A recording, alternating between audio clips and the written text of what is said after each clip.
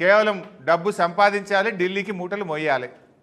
ఢిల్లీకి మోసుడు తప్ప ప్రజల గురించి ఆలోచించే పరిస్థితి లేదు. ఇవాళ ఎన్ని పెంచినావు నువ్వు? ఇవన్నీ పెంపుదల కాదా? ఇంకా మళ్ళీ రేపో మాపో రిజిస్ట్రేషన్ ధరలు వేస్తారట, భూముల ధరలు వేస్తారట, ఇంకా మళ్ళీ అదో భారం వేస్తావు. ఇప్పటికే రియల్ ఎస్టేట్ కుప్పగూలిపోయింది.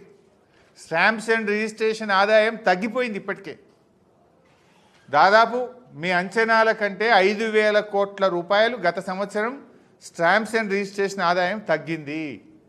5,000 కోట్లు తగ్గింది గత సంవత్సరం. ఇప్పుడు ఎందుకు తగ్గింది? నీ ఆర్ఆర్ ట్యాక్స్ వల్ల తగ్గింది. నువ్వు పెట్టిన ఆర్ఆర్ ట్యాక్స్ వల్ల స్టాంప్స్ అండ్ రిజిస్ట్రేషన్ ఆదాయం తగ్గింది. నువ్వు ఇప్పుడు ఆర్ ట్యాక్స్ పెట్టినావు, ఈ రోడ్ ట్యాక్స్, ఈ ఆర్ ట్యాక్స్ వల్ల కూడా 2,000 కోట్లు నువ్వు సంపాదిస్తా అనుకుంటున్నావు. కానీ సంపాదించవు, బండ్లు కొనడం తగ్గుతుంది, నీ ఆదాయం ఇంకా దెబ్బతింటుంది.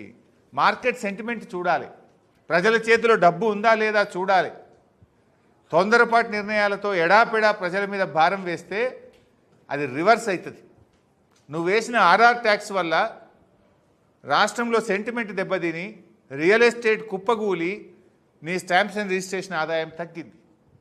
ఇప్పుడు నువ్వు పెట్టే ఆర్ ట్యాక్స్ వల్ల కూడా అది రివర్స్ అయ్యి మరింత ఆదాయం దెబ్బతినే ప్రమాదం ఉంది, ప్రజల మీద భారం పడే ప్రమాదం ఉంది.